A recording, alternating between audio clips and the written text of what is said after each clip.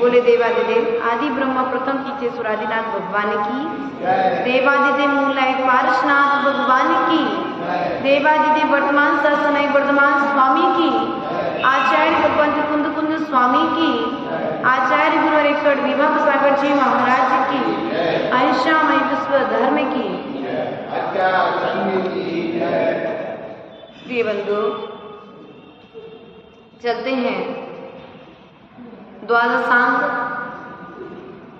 मां जिनवाणी के श्री चरणों में नतमस्तक होते हुए आचार्य भगवंत कुंद कुंद स्वामी के द्वारा कल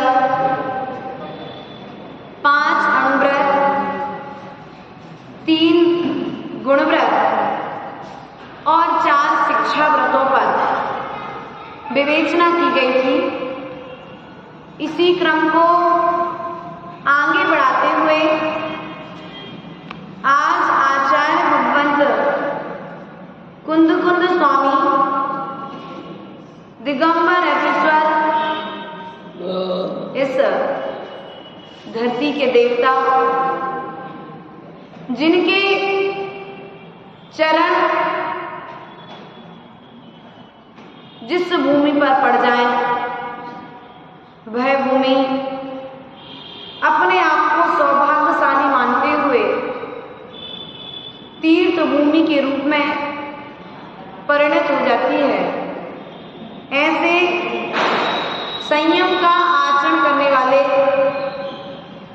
दिगंबर यतीश्वर की यहाँ पर चर्या की चर्चा की जा रही है।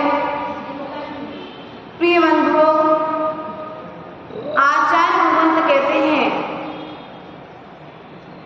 एवं सावय धम्मं संयम चरणं उदेशिं शरणं शुद्धं संयम चरणं जय धम्मं विकलं बोच्छे पंचेन्द्रिय संवरणं पंचवया पंचविंशकी आसु पंचसमेदितय गुप्ति संयम चरणं निरायाति।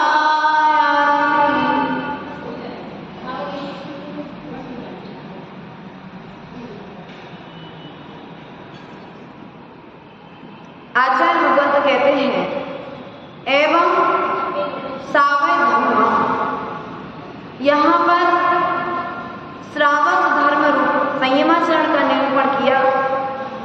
अब आगे शुद्ध धर्म रूप सकल शुद्ध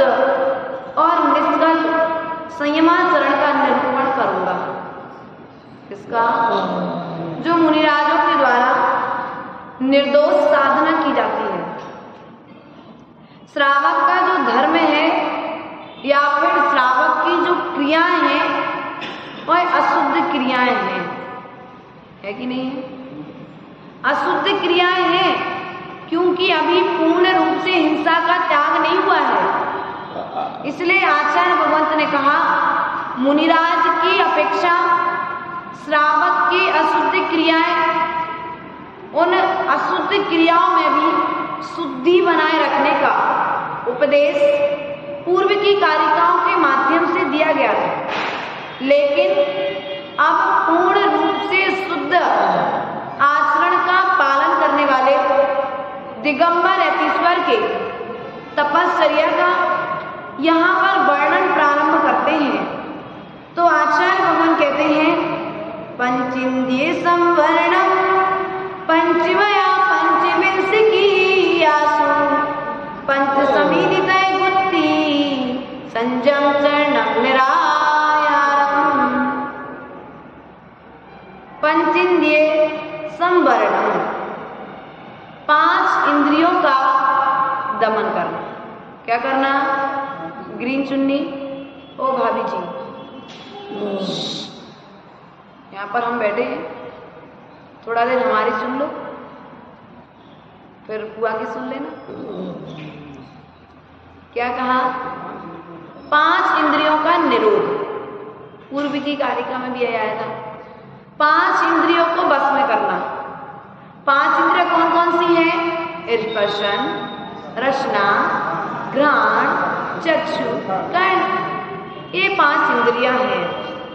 स्पर्शन इंद्री को कोमल चाहिए। स्पर्शन कितना कोमल, अच्छा वेलवेट का गद्दा चाहिए, अच्छी सॉफ्ट रुई वाला गद्दा चाहिए। लेकिन दिगंबर मूर्ति मुनिराज इस स्पर्शन इंद्री पर विजय प्राप्त कर चुके हैं। क्या कर चुके हैं? वे इस स्पर्शन इंद्री पर विजय प्राप्त कर चुके हैं। स्पर्शन इंद्री के विषय कितने हैं? 8। कितने विषय हैं? स्पर्शन इंद्री के 8 विषय हैं। शीत, उष्ण, स्निग्ध, रूक्ष, कोमल, कड़ा, लघु और भारी। बात समझ में आई? 8 विषय बताए हैं। ठंडा अच्छा लग रहा है, कभी गर्म अच्छा लग रहा है। स्पर्श हो रहा कि नहीं हो रहा आपको? आपकी स्किन में स्पर्श हो रहा है ना, तो कभी ठंड अच्छी लग रही है, कभी गर्मी अच्छी लग रही है। तो ये भी एक, आपको बुखार आ जाए तो गर्मी अच्छी लगेगी, ठंडी अच्छी लगेगी। बुखार आ जाए तो रंजन जी, तो आपको एसी कूलर की हवा अच्छी लगती है कि पल्ली ओढ़ करके सोना अच्छा लगता है? ओढ़ करके सोना अच्छा लगता है। क्यों? उस समय आपकी इंद्रियां वैसा आपसे चाह रही हैं और आप उसे वैसा दे देते हैं। अब उसके बाद में उष्ण, ठंड के समय में, गर्मी के समय में ठंडे पानी से नहाना है और गर्मी के समय में ठंडे पानी से नहाना, गर्मी के समय में ठंडे पानी से नहाना है और ठंडे के समय में गर्म पानी से नहाना है। बहुत से लोगों ने अभी प्रारंभ कर दिया होगा। तो ये स्पर्श इंद्री का विषय है। ठंडा, भारी, कड़ा, नरम, रूखा, चिकना, ठंडा, ठंडा, गरम, ये हमारे लिए स्पर्श हो रहे हैं, हमारे स्पर्शन इंद्री का विषय बन रहे हैं। स्वाद, रसना इंद्री के विषय अलग हैं, स्वाद में जो आती है। लेकिन यहाँ पर स्पर्शन इंद्री में आपसे कह दिया जाए भैया चटाई पे सो जाना। परीक्षण के 10 दिन श्रीमती, क्या कहा मैंने? आपसे कहा कि 10 दिन आप चटाई पर सो जाना। आपने क्या किया? 1 दिन सोए, 2 दिन सोए, तीसरे दिन आकर के बोली श्रीमती विजय जी चली गई। आकर के बोली कि माता जी इतनी गड़ती है चटाई कि चटाई पर नहीं सो सकते, आप लोग कैसे सो जाते हो? 10 दिन एक बार रह करके देखो तो आप चटाई की अनुभूति तो करो। ये किसको चाहिए? सॉफ्ट गद्दा, सॉफ्ट बिस्तर किसको चाहिए? स्पर्शन को चाहिए। आपकी आत्मा को तो कुछ भी नहीं चाहिए। साधु काष्ठ की लकड़ी पर सो जाते हैं बिना चटाई बिछाए। आपको तो फिर भी चटाई की छूट है। प्राय करके बहुत से साधु ऐसे हैं जो चटाई भी यूज नहीं करते हैं। वर्तमान काल में, पंचम काल में हम सभी देखते हैं ऐसे महान तपस्वियों के लिए यदि हमें चटाई लेनी पड़ रही है तो कहीं ना कहीं अभी हमारा प्रमाद है। क्या? कहीं ना कहीं प्रमाद है, कहीं ना कहीं मजबूरी है। आचार्य भगवंत ने कहा काष्ठ के पाटे पर, जमीन पर साधु को शयन करना चाहिए, लेकिन आपको 1 घंटे बैठा दिया जाए लकड़ी के पाटे पर बिना चटाई बिछाए, क्या स्थिति होगी धर्मचंद जी? विचार करिए। तो स्पर्शन इंद्रिय के विषय से हमें बचना है। लघु और गुरु, भारी आदि बताए गए हैं। रसना इंद्रिय के यहाँ पर 5 विषय बताए गए हैं। रसना इंद्रिय के कितने विषय हैं? इस प्रकार से हमें कभी न अष्टमी चतुर्दशी का दिन आता है जैसे, तो हम अष्टमी चतुर्दशी के दिन बिस्तर पर ना सोएं। क्या माता? साधु तो पालन कर ही रहा है जीवन भर के लिए, लेकिन हम श्रावक हैं तो कम से कम महीने में 4 दिन तो हम साधु की तरह जीवन जिए। 3 टाइम की सामायिक क्रिया। आप कम से कम छोटी छोटी चीजों, आज अष्टमी है, आज हमारा बिस्तर पर सोने का क्या है? बिस्तर पर सोने का त्याग। आज हम चटाई पर सोएंगे, आज अष्टमी का दिन है, कूलर पंखा एसी नहीं लेंगे। एक बार देखो तो साधु एसी कूलर पंखा के बिना कैसी रहता है, जीवन जीता है। एक बार उस चर्या का अनुभव करो। क्या करना है? उस तपश्चर्या को आप पूर्ण रूप से नहीं ले सकते, लेकिन अपने जीवन में कम से कम महीने में 30 दिन होते हैं तो 15 दिन ऐसे निकालो कि आप साधु की चर्या का पालन करते हैं। 15 दिन ऐसे निकालो कि 15 दिन कम से कम शुद्ध भोजन खाएंगे। होटल के भोजन करने का, होटल का भोजन करने का कोई नहीं जाता यहाँ होटल में। मैंने देखा प्राय करके महिला वर्ग भी नहीं जाता, वरना सिटियों में पहुंच जाओ तो हर संडे होटल चाहिए। 6 दिन घर के और संडे। आचार्य भगवान कहते हैं संडे आपको होटल पर जाने के लिए नहीं मिला है, संडे आपको बाहर की दुकानों पर घूमने के लिए नहीं मिला है, संडे आपके लिए मिला है धर्म करने के लिए। क्या करने के लिए? धर्म करने के लिए मिला है रविवार का दिन।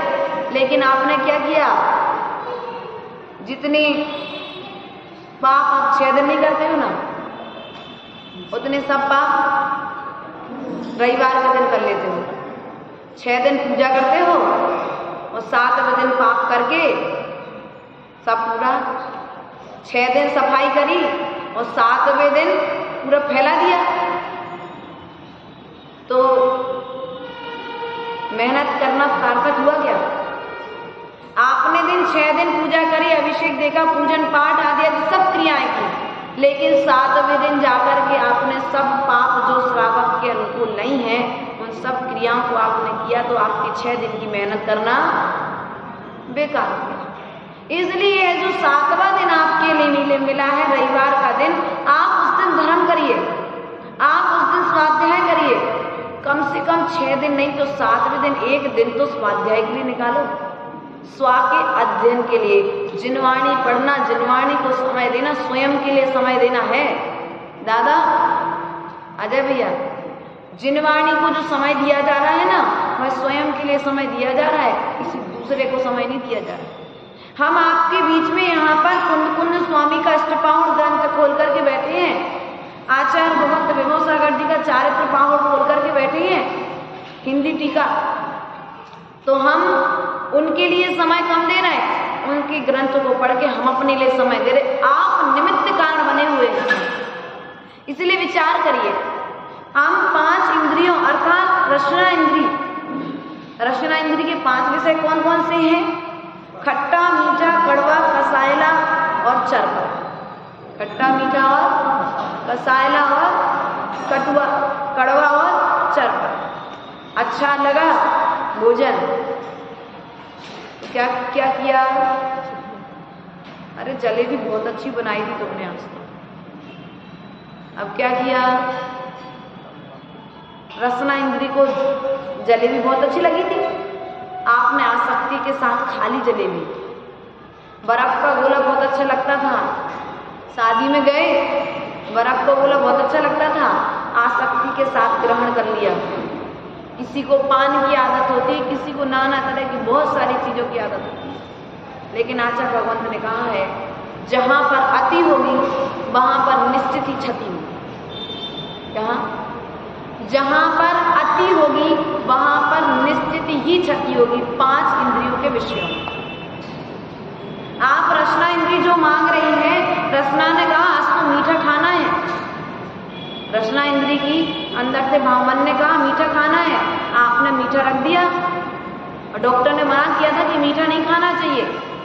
अब साधु क्या करते हैं, जिस चीज की इच्छा होती है ना उसी चीज का त्याग कर देते पहले नंबर।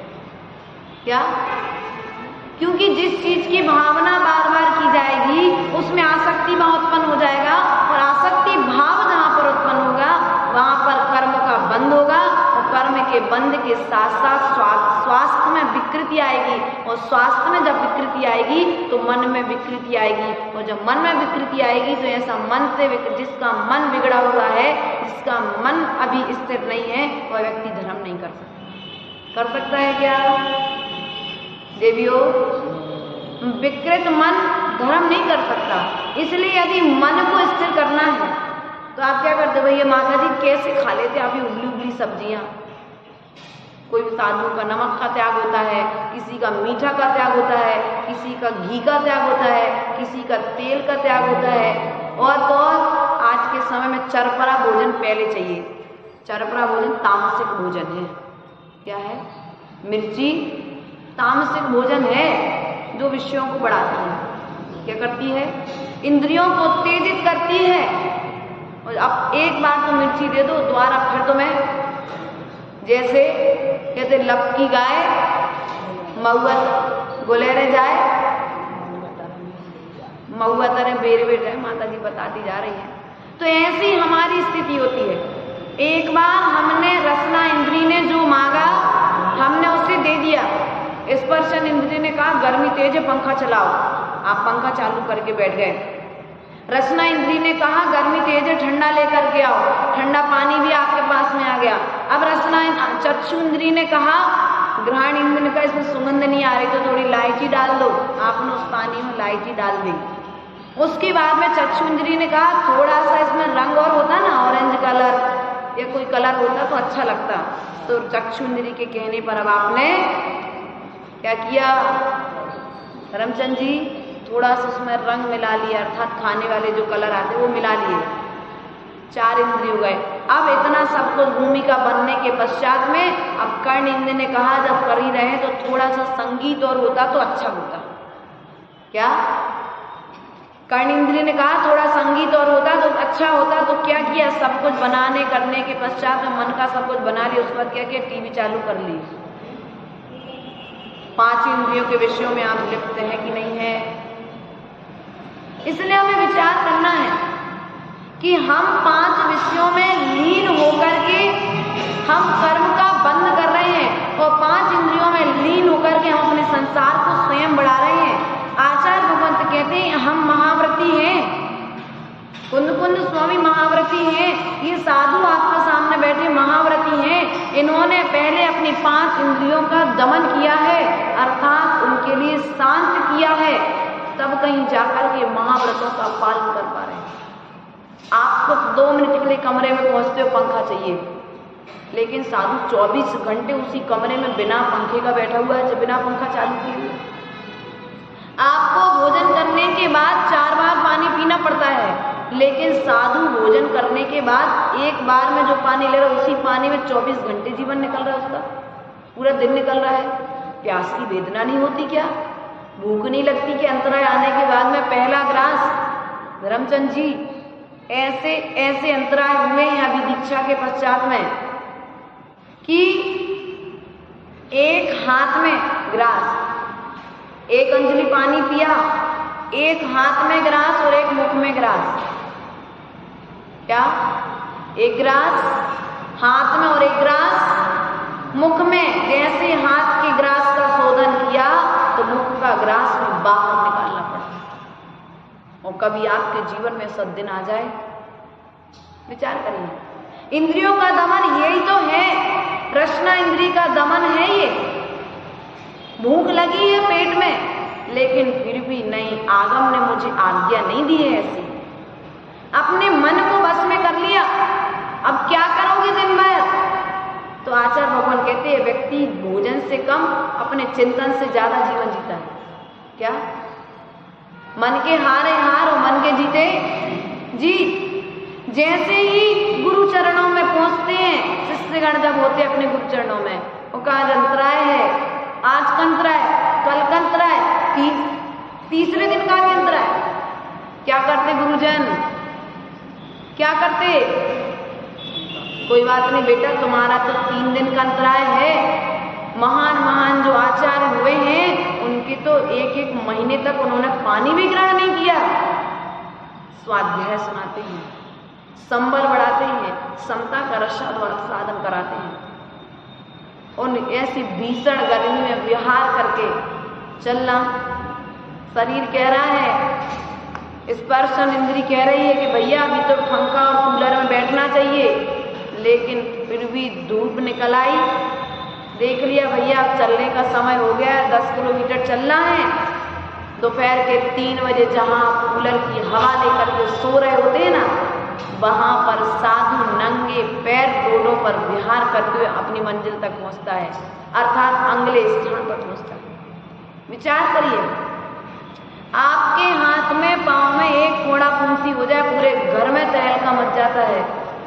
थोड़ा सा दर्द हो जाए तो समाज में हल्ला हो जाता है।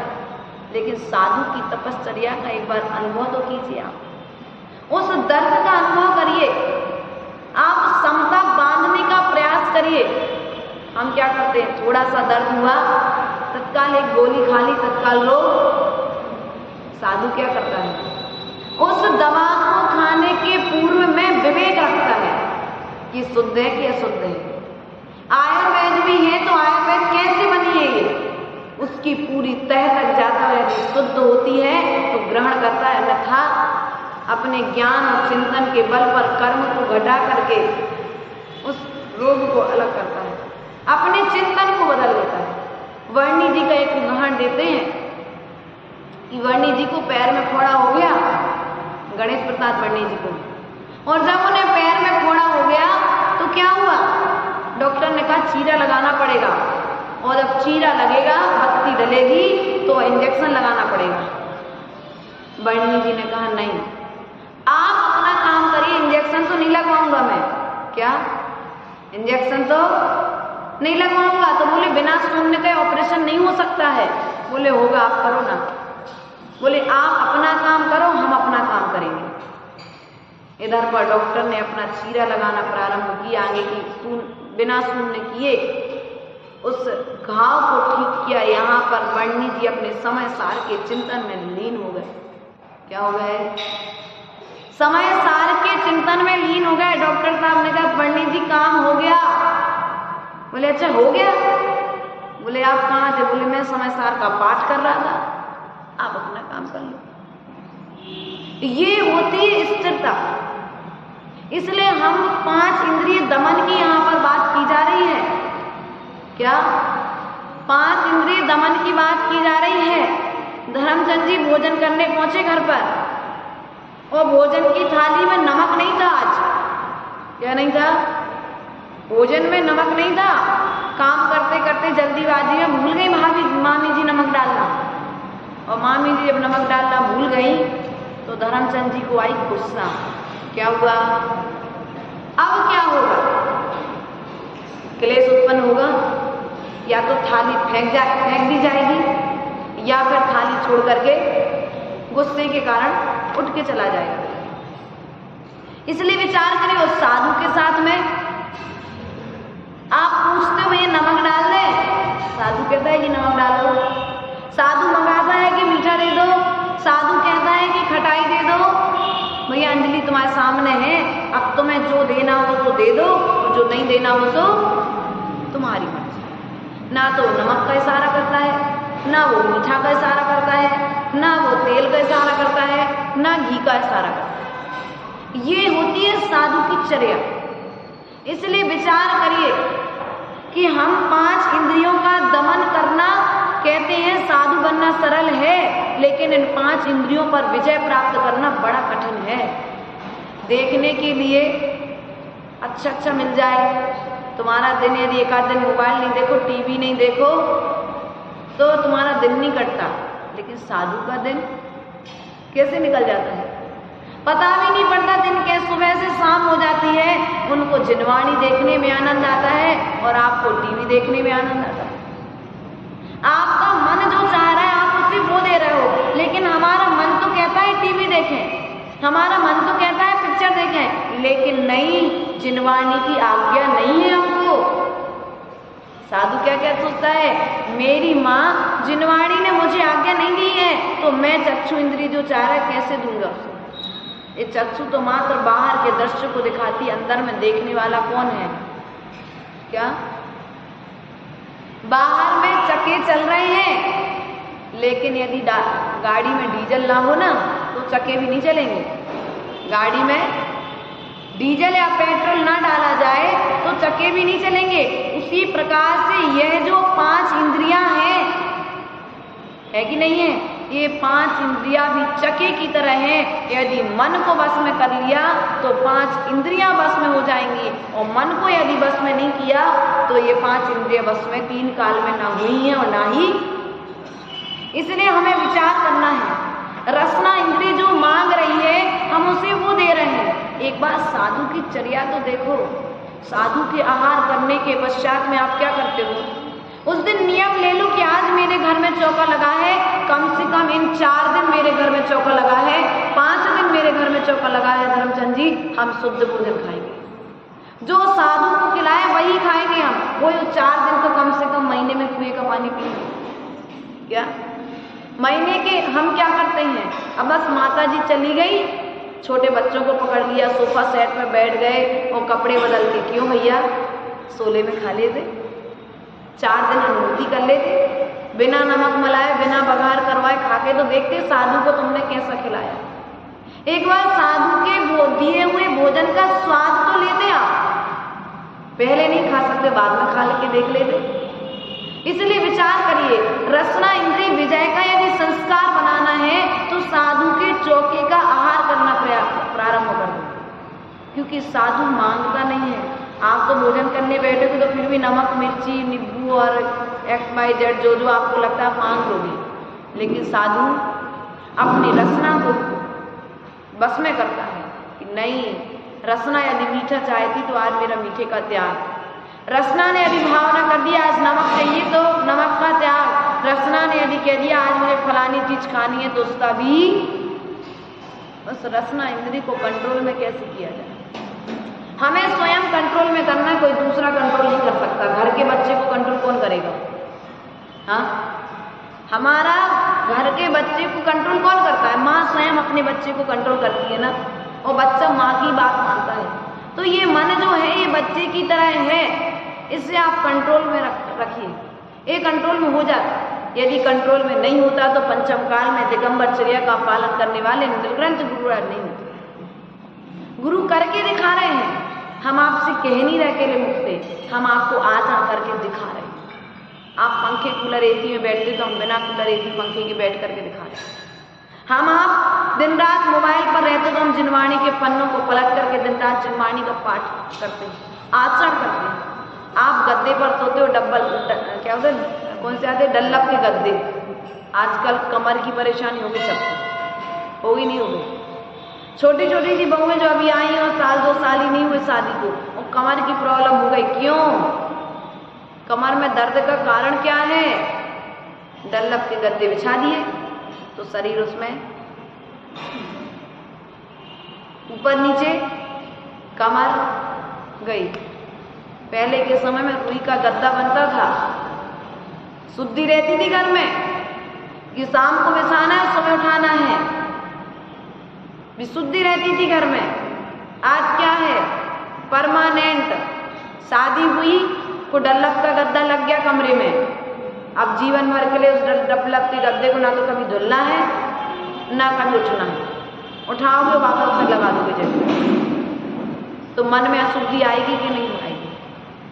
पहले के समय में बढ़िया गद्दा बनवा लिया, साल में 4 गद्दे बनते थे सबके घर में, 4 पल्लियां बन जाती थी, यदि 2 साल में 4 साल में खराब हो जाती थी, उनसे शरीर स्वस्थ रहता था। क्या रहता था? शरीर स्वस्थ रहता था। उस डल्लभ के गद्दे को एक बार खोल करके देखिए उसमें भरा क्या है। एक जमाने का जो कचरा होता है उसे सिल दिया जाता है अच्छे से। अब जमाने की गंदगी, जमाने की चिंदी, जमाने का कचरा उसमें भरा हुआ है और आप सो रहे हैं उसके ऊपर में, तो कहाँ तक विशुद्धि रहेगी? लोग कहते हैं माता जी गद्दे से उठने के पश्चात में हम सामायिक कर सकते हैं क्या?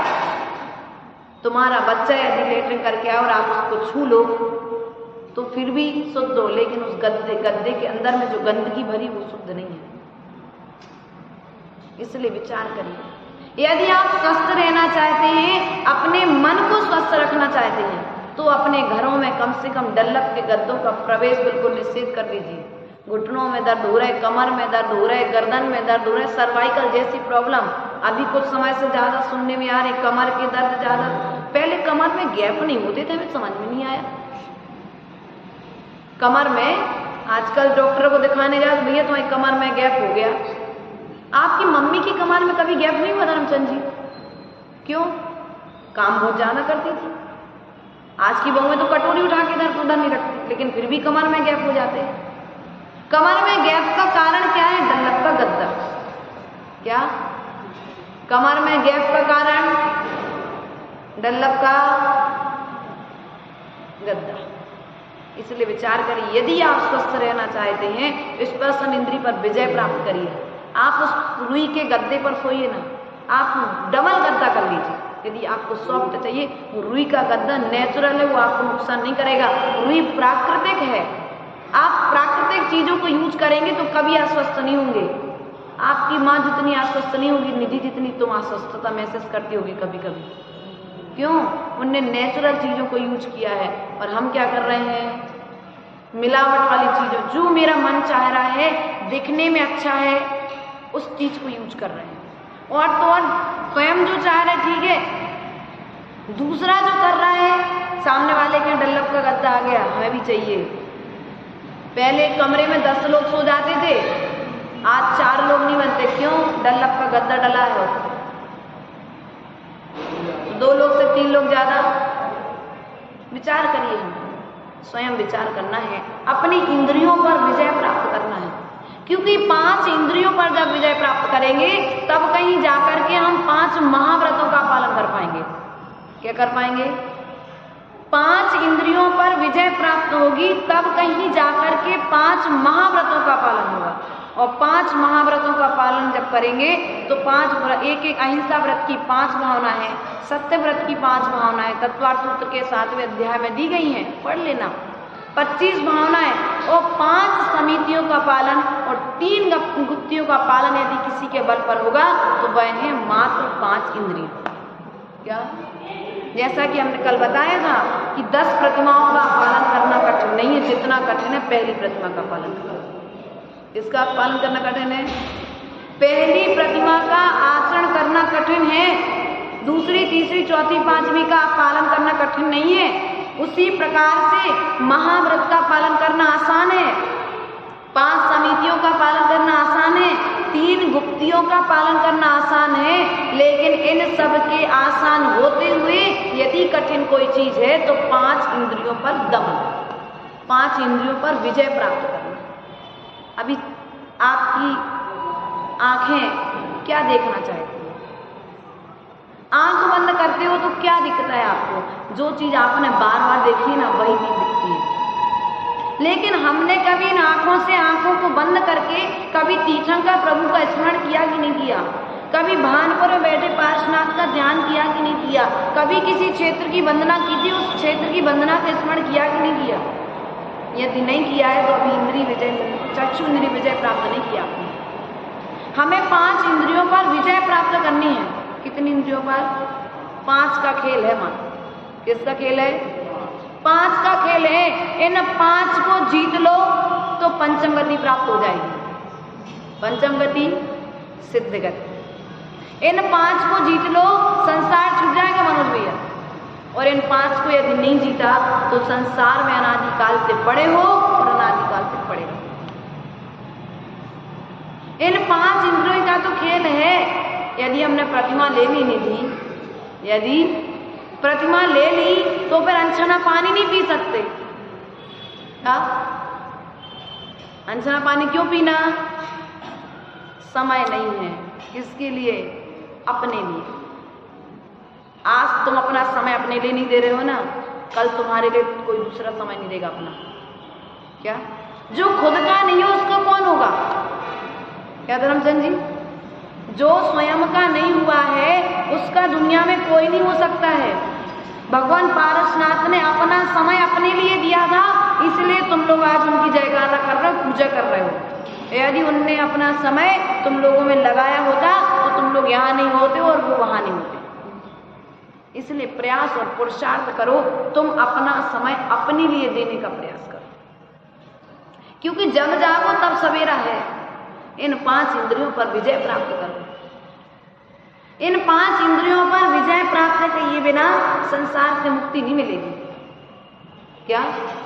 क्योंकि महाव्रत ही नहीं होंगे ना। अहिंसा व्रत किसके बल पर होगा? रसना इंद्रिय के बल पर, स्पर्शन इंद्रिय के बल पर होगा कि नहीं होगा?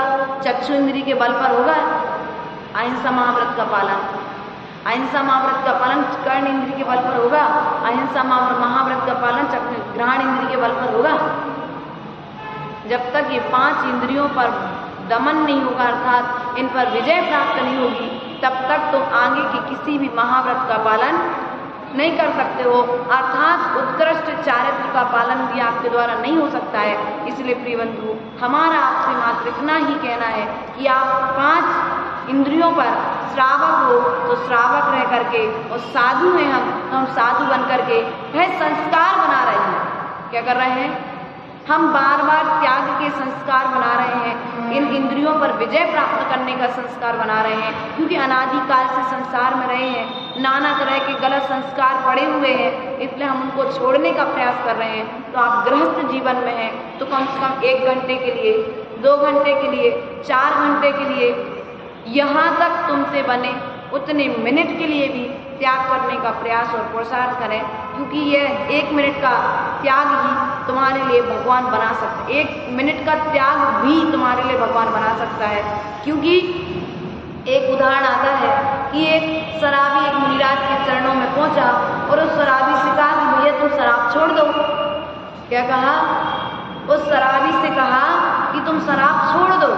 उसने महाराज से कहा, भगवान मैं शराब का त्याग नहीं कर सकता, क्योंकि मुझे इस प्रकार से उसकी लत लगी हुई है।